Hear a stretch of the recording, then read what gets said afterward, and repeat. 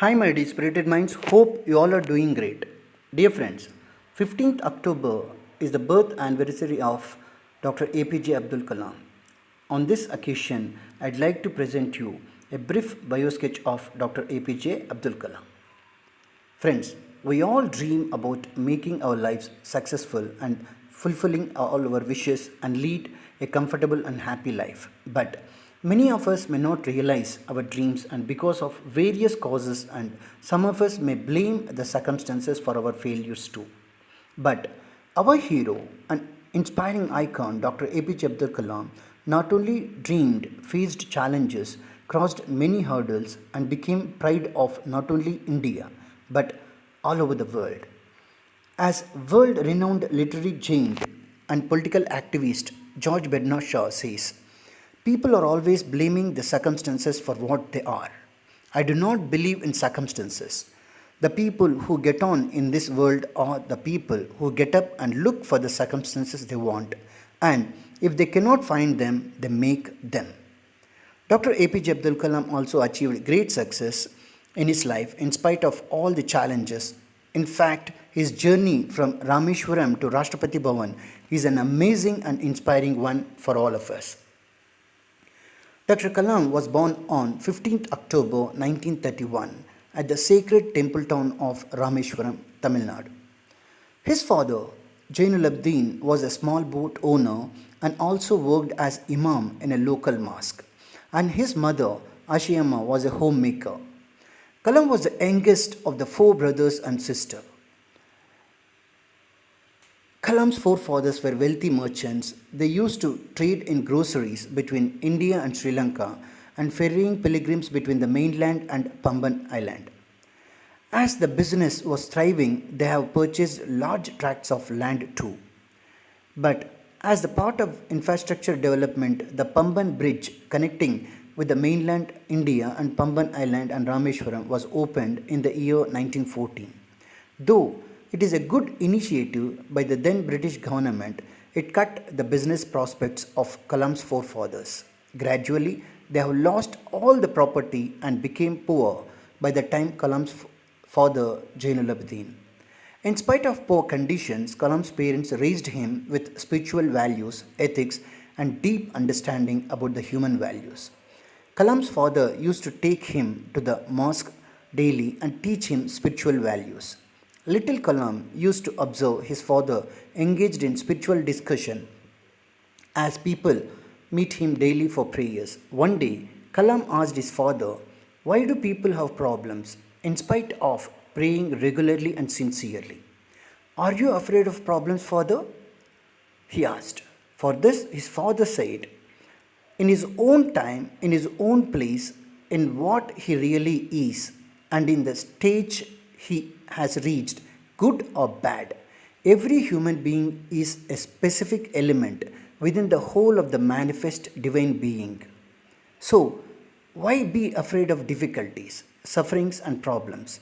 When troubles come, try to understand the relevance of your sufferings. Adversity always presents opportunities for introspection.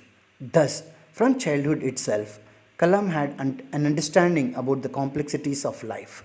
This understanding has helped and guided him reach greater peaks of success in future.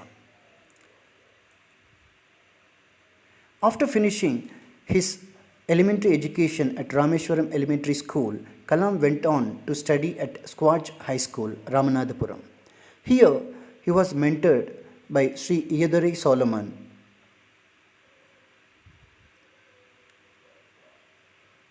a science teacher whose impact was tremendous in the life of Kalam.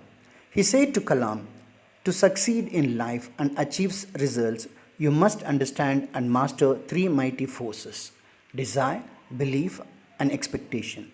He instilled in Kalam and other students a sense of self-worth and made them to believe that anything can be achieved if we sincerely desire and strive for it. Kalam finished his intermediate and BSc from St. Joseph College, Tiruchirappalli, but only after completing his BSc course, Kalam realized that physics is not the subject to realize his dream.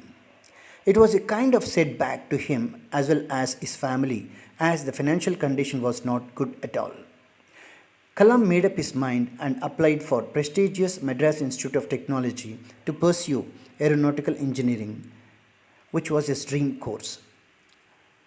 Because of his hard work and dedication, Kalam got admission at Madras Institute of Technology. Though Kalam got the admission, in order to join, he need to pay around 1000 rupees as fee.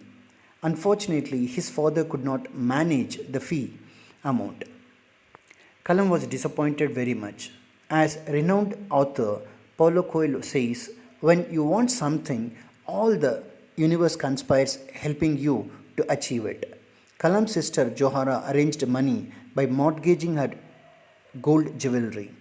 Kalam was deeply touched by the love and affection of his sister towards him and decided to release her jewelry after he starts earning money.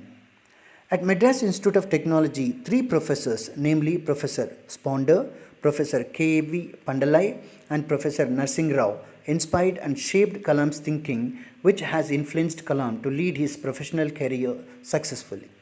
We can see a classic example for the power of willpower and how it empowers and energizes during the challenging times in the life of Kalam at Madras Institute of Technology.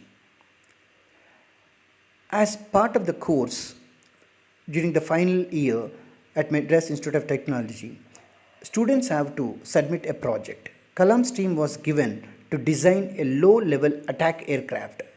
Kalam took up the responsibility of preparing and drawing the aerodynamic design. As project submission date was nearing, Professor Srinivasan reviewed the design and remarked that the design was disappointing. Kalam requested for one more month time to redesign and complete the project. Then Professor Srinivasan looked straight into the eyes of Kalam and said, "Look, young man, today is Friday afternoon.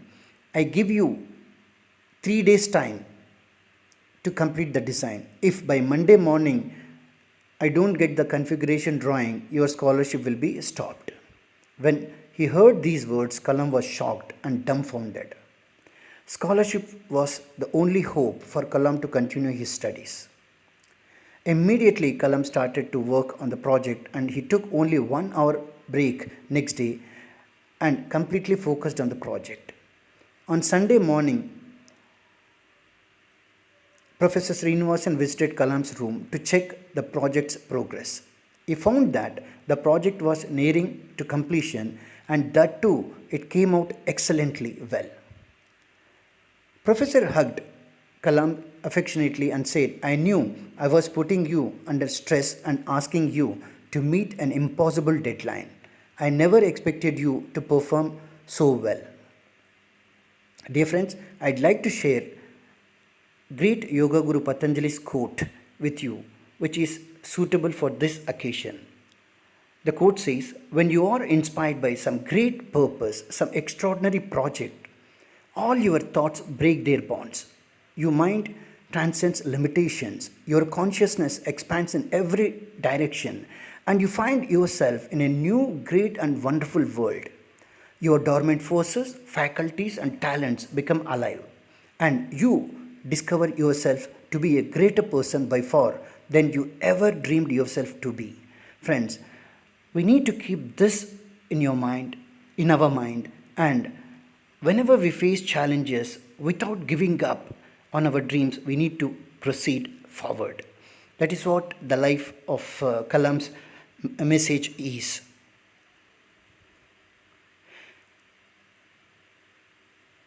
Then, Kalam successfully completed his course and went on to work as a successful aerospace engineer at DRDO and ISRO.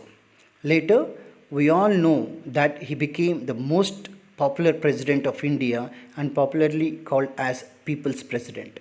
Friends, Kalam says, when we tackle obstacles, we find hidden reserves of courage and resilience we did not know we had. And it is only when we are faced with failure do we realize that these resources were always there within us. We only need to find them and move on with our lives. Friends, this is what the message of Dr. Kalam Friends, we all have the reservoirs of resources and talents hidden within us. So, we should never give up on our dreams. And I know that you all reach your goals and lead a successful and happy life. Wishing you great success in all your endeavors. This is Durga Iragunta signing off. Thank you.